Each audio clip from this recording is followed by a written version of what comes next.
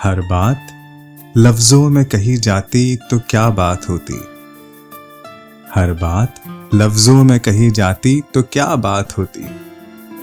इश्क का नजारा भी तमाम रंग दिखाता है। दिल की बातें समझने को ऐ दिल नशीं, दिल की बातें समझने को ऐ दिल नशीं, अनकहा इशारा भी बड़ा काम आता है। नमस्कार दोस्तों, मेरा नाम है सुनील कुशवाहा और आप मेरे साथ हैं क्लोजर टू सेल्फ के सफर में, जो हमें खुद के और करीब ले जाता है। ये कहानियां हैं हमारी अपनी जिंदगी में छुपी हुई सी, जो हमारे सामने कूद कर आ जाती हैं जब हम थोड़ा सा वक्त अपने साथ बिताते हैं। आज की कहानी का नाम है उसका प्रपोजल, जो सजाई गई है कुछ हकीकत के मोतियों से और कुछ अधूरे ख्वाबों के धागों से। आज करण की कहानी उसके ही मुंह से सुनते हैं। अरे ये कौन है? दीपिका? हे, हाय दीपिका, तुम यहां? नई दिल्ली मेट्रो स्टेशन के सामने खड़ा मैं थोड़ा सरप्राइज था और दीपिका को इतने अरसे के बाद देखकर मेरी खुशी का ठिकाना ही ना था। ग्रेजुएशन के 11 सालों के बाद देखी थी वो, और वो भी सारी उम्मीदें खत्म हो जाने के बाद। बिजनेस फॉर्मल्स में एकदम प्रोफेशनल लग रही थी वो। उसने पलटकर शॉकिंगली सरप्राइज होते हुए कहा, हाय। कुछ पलों के लिए उसकी भी सांसें थम गई थी। उसे बिल्कुल भी उम्मीद न थी कि इतने सालों के बाद भी यहां कोई पहचान वाला मिल जाएगा। तभी राहुल की आवाज आई, हाय दीपिका, दिस इज राहुल। राहुल दीपिका की कंपनी के नए प्रोजेक्ट में टीम मेंबर था, जिसके सिलसिले में वो 1 महीने के लिए दिल्ली आई थी। राहुल उसे अपनी कार में पिक करने आया था। इससे पहले कि बात कुछ आगे बढ़ती, एक बार फिर हमारी लाइफ में अचानक ब्रेक लग गया था। ऐसे मौके पर ये बीच में कोई और क्यों आ जाता है? इससे पहले कि मैं नंबर मांगता, दीपिका ने मुझे अपना बिजनेस कार्ड दे दिया और उसके नंबर मांगने पर उसी पुरानी मुस्कान के साथ मैंने उसे कहा कि अभी भी सेम नंबर है। तो उसने भी मुस्कुराकर कहा, then I already have it. मैं उसके ओझल हो जाने तक उसे मुस्कुराकर देखता रहा और वो मिश्री से अल्फाज मेरे कानों में गूंजते रहे, then I already have it. मतलब उसने आज तक मेरा नंबर सहेज कर रखा है। ये था पहला इशारा। हर बात लफ्जों में कही जाती तो क्या बात होती। हर बात लफ्जों में कही जाती तो क्या बात होती। इश्क का नजारा भी तमाम रंग दिखाता है। दिल की बातें समझने को ऐ दिल नशीं, दिल की बातें समझने को ऐ दिल नशीं, अनकहा इशारा भी बड़ा काम आता है। 1, 2, 3 दिन गुजर गए। ये दीपिका की कॉल क्यों नहीं आई? उसके पास नंबर है भी या बस यूं ही बोल दिया था? कहीं मैं ही तो गधा नहीं कि वो मेरी कॉल एक्सपेक्ट कर रही हो और मैं उसके कॉल का वेट कर रहा हूं। पर मैं कॉल करूंगा तो कहीं वो डेस्परेट ना समझे। कहीं मैं जबरन उसकी लाइफ में घुसने की कोशिश तो नहीं कर रहा। अब मैं अंतर्यामी तो हूं नहीं जो उसके मन का हाल सुन सकूं। डैम इट, करूं क्या? उस रात करवट बदल बदल कर साहब पूरे बिस्तर की ऐसी की तैसी हो गई। अगले दिन ऑफिस में जो हालत खराब हुई पूछो मत। नींद इतनी आ रही थी कि कुछ भी काम नहीं कर पा रहा था। तबीयत खराब होने का बहाना बनाकर हाफ डे लेना पड़ा कि घर जाकर सो जाऊंगा। घर पहुंचकर सोने से पहले व्हाट्सएप पर उसका लास्ट सीन देखा तो सुबह 9 बजे का था। मतलब व्हाट्सएप पर भी एक्टिव नहीं है। ऐसा कहां बिजी है जो 6 घंटे से व्हाट्सएप भी चेक नहीं किया? मैंने भी नशे की हालत में हाय लिखकर भेज दिया। जब देखेगी तो जवाब आ ही जाएगा। फिर नींद में खलल ना पड़े सो फोन को डू नॉट डिस्टर्ब पर करके सो गया। नींद ने कब आगोश में ले लिया पता ही नहीं चला। आंख खुली तो देखा 8 बज रहे थे। वो तेरी की भूख से बुरा हाल था। दोपहर में नींद के चक्कर में लंच भी मिस कर दिया था। खाना बनाने में तो कितना टाइम लग जाएगा, और फिर बर्तन कौन धोएगा। सो कुछ ऑर्डर करना ही बेहतर लगा। फोन उठाया तो उसका रिप्लाई आया हुआ था, हाय करण, मैं फ्री होकर कॉल करती हूँ। टाइम देखा तो मेरे मैसेज के ठीक 1 मिनट के अंदर उसने रिप्लाई कर दिया था, और मैं बेवकूफ सो रहा था। ये दूसरा इशारा था। पर करता भी क्या, नींद भी तो आ रही थी। ओए यार, ये भूख भी फिर बीच में आ गई। मैंने मुरमुरे खाते हुए जल्दी से मेरे फेवरेट सबवे की सैंडविच और स्प्राइट ऑर्डर कर दी। आई नो, थोड़ा वियर्ड कॉम्बिनेशन है, the healthy and the unhealthy का, बट 30 मिनट में यही आ सकता था। मुझे पिज्जा नहीं पसंद ना, पूरा मैदा जो होता है। उधर दीपिका जी की कहानी ये थी कि उसे ये समझ नहीं आ रहा था कि वो मुझसे कैसे कहे कि वो क्या चाहती है। उसे पता था कि मैं उसे बहुत पसंद करता हूं, पर उसके ख्याल अलग ही चल रहे थे। कहीं उसकी शादी हो चुकी हो तो, और बच्चे भी हुए तो। चलो शादी नहीं, पर कोई लड़की उसकी जिंदगी में होगी तो मुझे क्यों पसंद करेगा अब। और 1 ही महीने के लिए तो हूं यहां पर, फिर 1 हफ्ता तो ऐसे ही निकलता जा रहा है। पर करूं क्या। कुछ ही दिनों पहले उसकी मंगनी टूटी थी, और घर वाले उसके पीछे पड़े थे उसका रिश्ता किसी और लड़के के साथ करने के लिए। सगाई टूटना मतलब लड़के के ऊपर एक कलंक जैसा हो जाता है। पूरे समाज को यही लगता है कि लड़की में ही कोई दोष होगा। समाज का दबाव पेरेंट्स पर और फिर वो बच्चों पर पहुंचता है। पर कोई क्यों नहीं समझता कि वो क्या चाहती है। इसी प्रेशर के चलते वो बैंगलोर से दिल्ली आ गई थी कि घर से दूर रहेगी तो कुछ सुकून मिलेगा।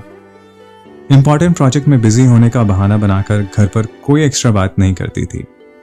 एक दिन पापा और मम्मी ने दम लगाकर शादी के लिए प्रेशर बनाया, तो उसे समझ नहीं आ रहा था कि क्या करे। न जाने उसे क्यों लगा कि मैं ही उसकी आखिरी उम्मीद हूं।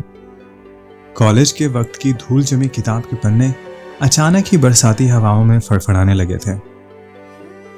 पुरानी बातें सूखे गुलाबों की तरह लाइब्रेरी की किताबों में दबकर कहीं खो जाती हैं। तो भाई, इस कश्मकश में 2 दिन और निकल गए, और रविवार की मुलाकात से आज शनिवार की सुबह आ गई। मैंने फिर हिम्मत करके कॉल कर ही ली। डायल टोन की पहली ही रिंग पर कॉल रिसीव्ड। इशारा नंबर 3। अब मुझे और क्या चाहिए था, बस थोड़ा करेज। अरे हाँ यार, किसी लड़की के सामने हालत तो खराब होती ही है ना। आप कितने भी बड़े सूरमा हों, और स्पेशली आपका पुराना प्यार आपके सामने आ जाए तो सांस भी अटक जाती है। दीपिका ने कॉल रिसीव करने के साथ ही कहा, hi, can we meet at 4 today. मैं क्या कहता, बस कह दिया हाँ क्यों नहीं। दोनों तरफ हालात बड़े नाजुक थे।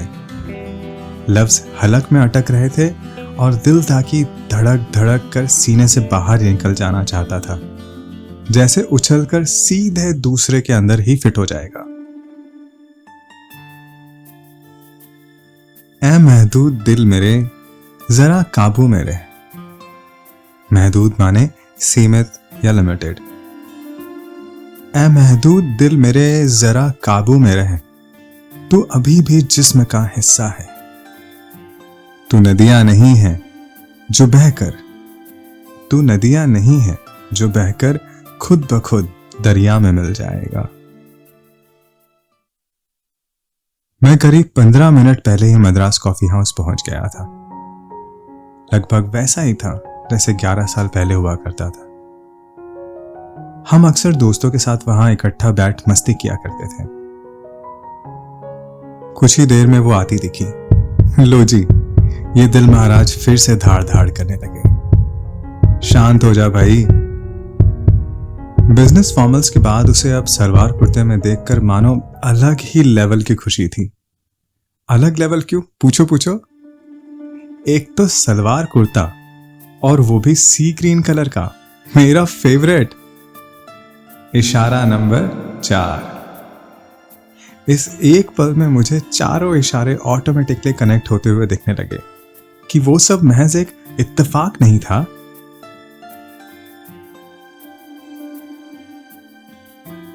आज भी उसका एलिगेंट ड्रेसिंग सेंस काबिले तारीफ था। उसके बैठने के साथ ही दुनिया और पुराने दोस्तों की बातों की शुरुआत हो गई थी। हम दोनों ही पुराने दिनों में गोते लगाने लगे थे। तो और किसके टच में हो? किसी से बात होती है? मुजीब, रश्मि और सुनील क्या कर रहा है? यार, मुजीब ने एम्स के सामने मेडिकल शॉप स्टार्ट कर ली है। रश्मि इज मैरिड एंड वो इन दिनों अपनी हस्बैंड के साथ एक अकाउंटिंग फर्म रन कर रही है। और आपके सुनील जी जॉब करते करते कहानियां लिखने लगे हैं। उसका यूट्यूब चैनल है क्लोजर टू सेल्फ के नाम से। अच्छा लिखता है, सब्सक्राइब कर लेना, अच्छा लगेगा उसे। अच्छा, दैट्स सो ग्रेट, जरूर देखूंगी। वैसे सबकी खबर है तुम्हें? हाँ, कुछ ही तो लोग हैं अब लाइफ में, बाकी कहां टाइम है किसके पास। तुम्हें ही देख लो, कॉलेज के बाद सारे कांटेक्ट गायब। उसने नजर चुराते हुए पलकें झुका ली थी और कुछ पलों के लिए अजीब सी खामोशी ने ढक लिया था सब। दीपिका ने जवाब नहीं दिया। मैं भी उसे अनकंफर्टेबल नहीं करना चाहता था, सो नहीं पूछा मैंने कुछ। तुम बताओ, तुम भी तो लिखती थी, क्या हुआ उसका? बस यार, वो सब तो स्कूल कॉलेज के रंग थे, समय के बहाव में सब फीके पड़ गए हैं। तुमने शादी क्यों नहीं की अभी तक? दीपिका ने बात बदलते हुए अचानक ही पूछ लिया, जो वो कब से जानना चाहती थी। वैसे सेम क्वेश्चन मेरा भी था, मैंने भी पूछ लिया। फिर कुछ पल खामोश हो गए थे। इस बार मैंने हिम्मत करके पूछ ही लिया, कुछ कहना चाहती हो तो कह दो ना। नहीं नहीं, ऐसा कुछ नहीं है, मैं करती हूं कॉल तुम्हें, फिर मिलते हैं जल्दी ही। मैं 3-4 हफ्ते हूं अभी यहीं। इतने में हमारे लिए एक एक और कॉफी आ जाती है। चीनी का शैशे ऐड करने के बाद वो स्टीरर का टिप कॉफी के ऊपर टच करती और हटा लेती। उसकी लहरों को देखते हुए उसकी बातें फिर थम जाती हैं। मुझे लगा अब मेरी बारी है। अब नहीं तो कब? मैंने अपना दायां हाथ टेबल पर रखे हुए उसके बाएं हाथ पर रख दिया। उसने अपना हाथ सीधा कर मेरी हथेली मजबूती से पकड़ ली और सिसक उठी, जैसे कहना चाहती हो कि अब मत जाना कहीं और। मैं नहीं समझ पा रहा था कि रिएक्ट कैसे करूं। वो रो क्यों रही थी, नहीं पता था मुझे। उसने खुद को संभालते हुए मेरी आंखों में देखा और अपना दूसरा हाथ बढ़ाते हुए मेरी दूसरी हथेली पकड़कर कहती है, मैरी मी। व्हाट? मैं अभी भी समझ नहीं पा रहा था कि रिएक्ट कैसे करूं। उसने रोते हुए पूरे हक से फिर कहा, गधू, मैरी मी। अपनी कुर्सी उसके बगल में खिसकाकर मैंने उसका सर अपने कांधे पर रखते हुए उसके माथे को चूम लिया, फिर उसके सर पर अपना सर रख दिया। कॉफी ठंडी हो रही थी और शायद थोड़ी बेस्वाद भी, पर मेरी जिंदगी में तो अब सब कुछ मिल गया था मुझे। Mister Singh, it's time for your medication.